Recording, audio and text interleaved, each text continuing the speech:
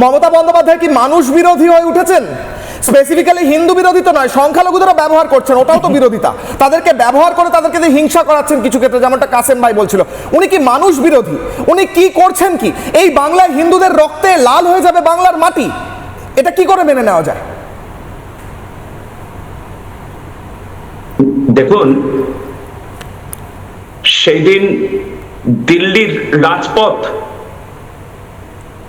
রক্তে ভাসিয়ে দিয়েছিল। আমাদের করপাত্রী মহারাজজির ওনার আহ্বানে, ওনার নেতৃত্বে যখন লক্ষ লক্ষ সনাতনী এক হয়ে গোরক্ষার আন্দোলন করেছিলেন, সেই দিন ইন্দিরা গান্ধী কি করেছিলেন না, এই সাধুর উপর অত্যাচারের জন্য গুলি করবার জন্য বলেছিলেন। ওই রক্ত বীজ ওই আজকে আমাদের মাননীয়ার মধ্যে প্রবেশ করেছে।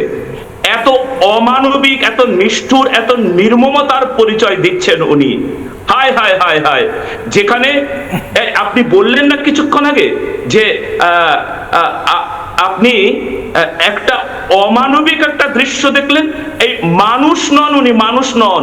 যদি মানুষ হতেন তাহলে কিছুতেই এই অন্যায় করতে পারতেন না।